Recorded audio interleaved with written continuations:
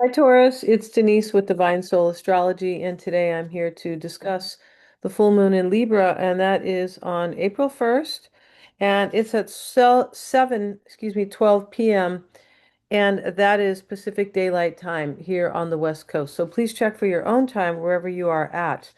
Okay, so Taurus, the ruler of the full moon is Libra, is Venus rather. So Venus is also your ruler.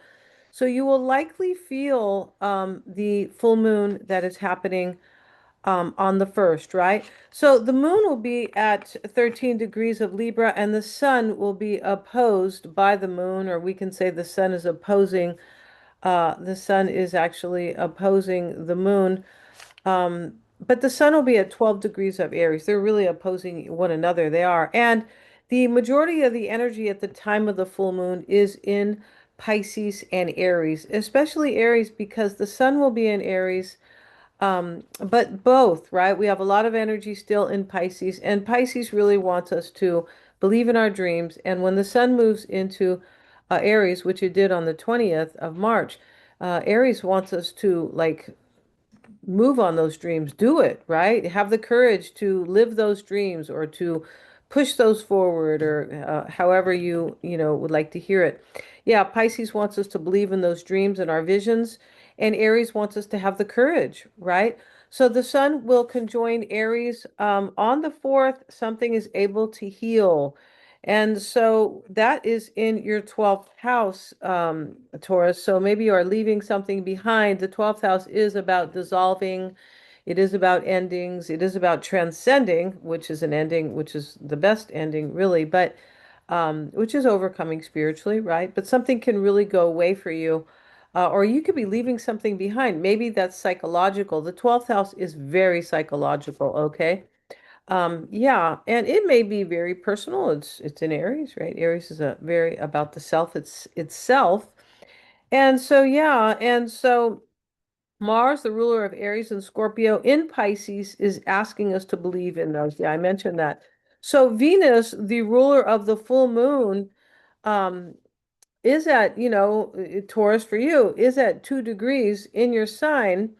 It's in a hidden conjunction with Chiron. So yeah, but this is really implying that you may be able to kind of heal something that is connected to self-worth, right? So this is what you represent, Taurus. The second house, ruled by Venus in the natural chart, is about self-worth. It's about finance and possessions and also the good life, the material, our material comfort and things like that. But that is connected to self-worth. It really is. And so is money. Yeah, our relationship with money. So this is and self-care as well. Venus represents self-care. So, and so now we have Libra will invite us to understand more deeply our partnerships and how we interact with others. Also, our perspective on what is fair, Taurus, and what is fair and balanced in our lives.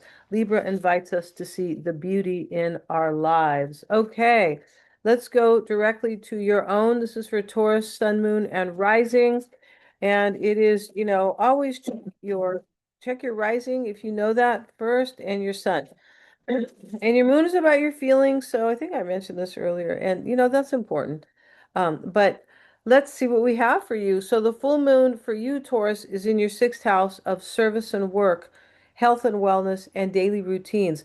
This is the house where we get stuff done. We pay attention to our health, we pay attention to our job or our work, or or whatever we are doing, right? Or even service, helping others. But it is also the house of daily routines and practical matters. This is like lifestyle, right? So natal Venus is in your house of self, in your sign. And so the full moon can emphasize the need for these healthy and disciplined daily habits. It sure can. Perhaps eating healthy, and maybe exercise or something like that. The sixth house is always so much into habits, right? Because they're important in our life, right? If we have good habits, life is easier. When we have lousy ones, life's harder. It sure is. Excuse me, I would know that, right? Yeah. Um, and so that still, and that too, the full moon in the sixth house, this can be like how you feel emotionally as well. It can be about beauty, art, and physical comfort for you. Now we're talking about Libra, of course. And and helping others. I did talk about that. But the full moon, and the Venus transit in your sign, this is very important for you. But natal Venus will support your relationships as well. Okay, that's where I kind of wanted to get on that one. And so, yeah, and Venus will protect your financial stability, Taurus. It is, as well. Venus is considered the kind of the benefic under Jupiter. It is the Sun, Jupiter, and Venus, as I see it, in, kind of in line if we, want to compare, right? But yeah, and so Venus is a benefic. Venus wants to help, and just like it represents financial stability, and and then for Libra, harmony and balance. So this is the idea of the benefic, basically. All right. So now we have Venus will also square Pluto in your 10th house of career status and social role. The square puts tension on us to really take action. Typically, it can cause an inner conflict. Pluto is about transformation. Maybe there's something you have to transform with your work.